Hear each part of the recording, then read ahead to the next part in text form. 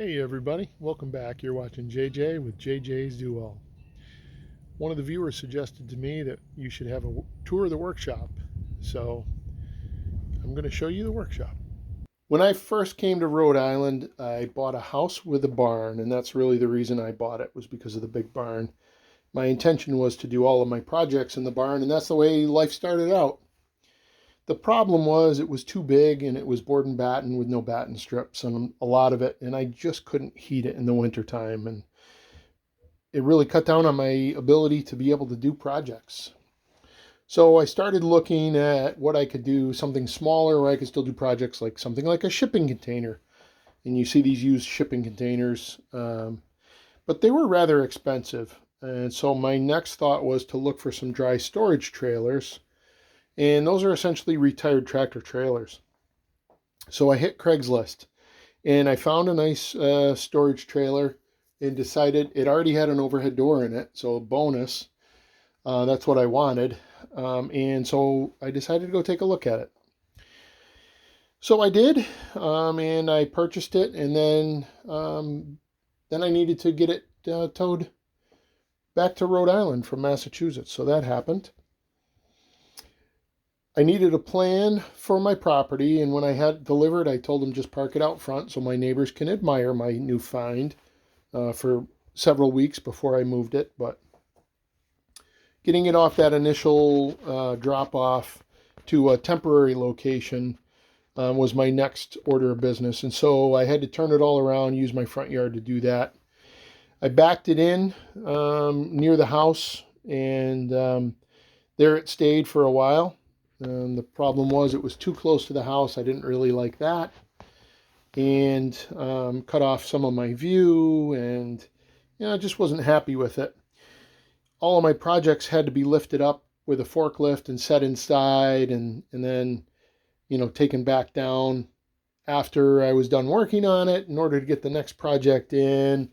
So it wasn't really giving me what I wanted, even though it was great because I could heat it during the winter. So I really wanted an ultimate position for the tractor trailer, and I'm on a very hilly location, although most of my property is flat. The location I decided on was off a hill to make things easier for the groundwork. So I ended up digging down a little bit. It was perpendicular to my driveway, the planned location, so that I could drive along the driveway and turn into the workshop.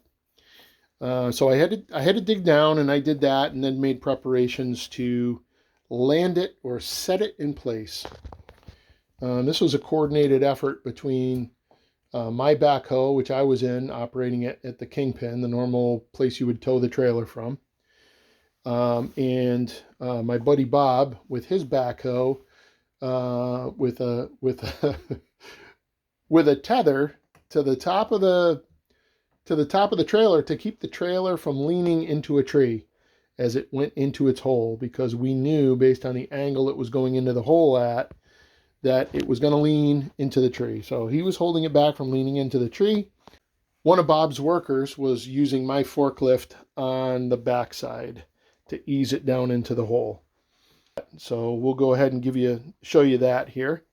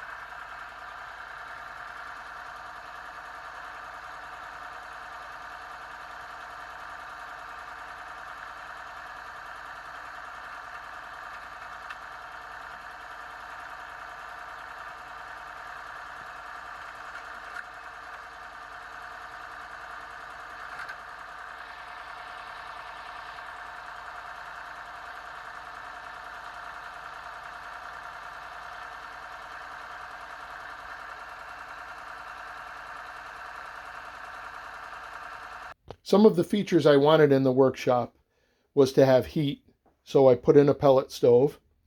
I wanted storage shelves. I wanted electrical, so I ended up putting in a subservice in there. It's 100 amp. I can run my welder. I've got power for my overhead door. I've got lights, and I've got outlets, so it works really well as a workshop for me.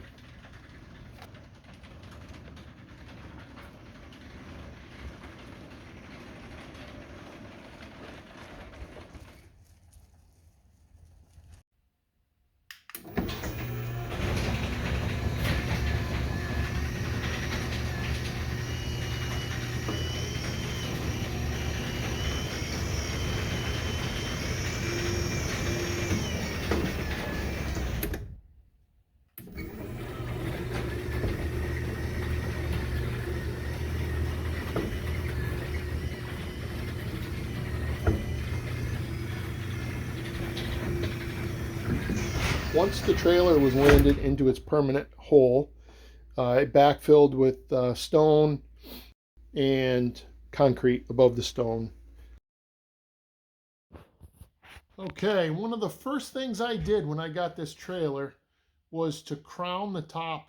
Over time in snow load up here, and when it was living its life in Massachusetts, the roof was caved in, really. It wasn't even flat, it was kind of caved under.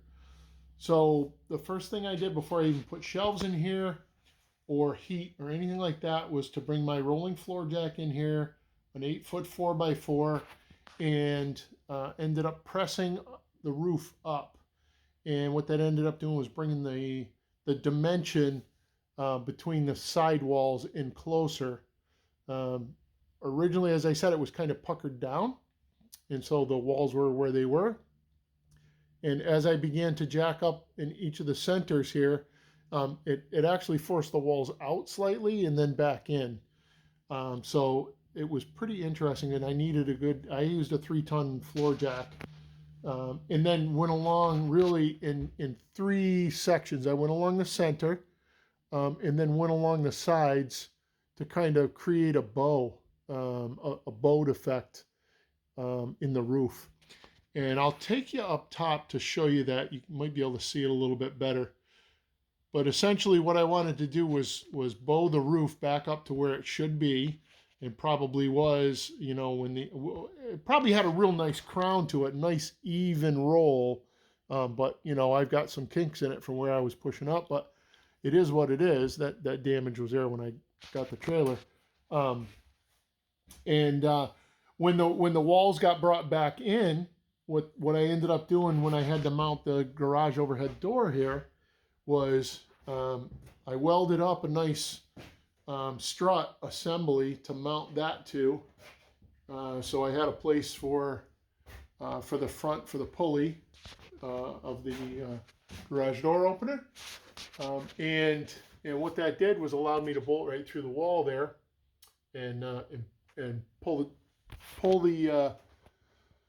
the walls closer together a little bit and keep that crown in that bow.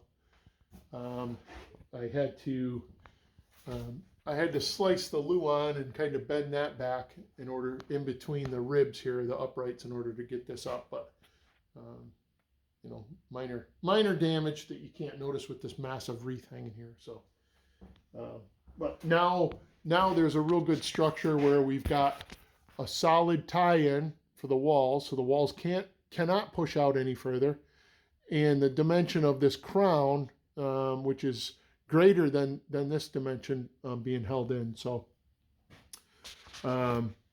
shouldn't have any more issues with the roof. This is my electrical panel. It's a 100 amp service, which I brought in. And let's see, as far as outlets go, I've got duplex outlets all the way down. And then I've got whips going up to lights and the garage door opener. All along, I've got a 20 amp circuit on the left and a 15 amp circuit on the right. And it's all done through Raceway. Interior garage door opener, which also gives me temperature, which is nice. And so I just kind of had to plan how far I wanted to run before I put in a bank of outlets. And then, as I said, there's strategery involved here and going up to lights and garage door openers. And this is a motion sensor that I've got, so I don't have to turn on a switch in here. If I'm working on something really close to the edge over there, and I haven't moved around a lot, as in motion, maybe if I'm just wrenching on something, the occupancy sensor doesn't necessarily see it. So I'll have to walk this way and trigger it back on. That's the only real nuisance part of having this light this far back. And then I did have this here prior to installing the overhead garage door. So that kind of cut down, that gave me a blind spot. Oh yeah, you can see I've got a TV in here. I rarely watch TV in here, but sometimes I do. There's my thermostat for the pellet stove. I think that's it. Oh, here's my lathe over here. I've got a little bit hidden. That's it. I hope you enjoyed this video, learning more about my workshop and how it came to be. Thanks for watching. Hey everybody, welcome back. It's JJ and you're watching JJ's Do All. And you're watching JJ's Do All. Hey everyone, it's JJ, welcome back. You're watching JJ's Do All. If it's your first time watching, welcome.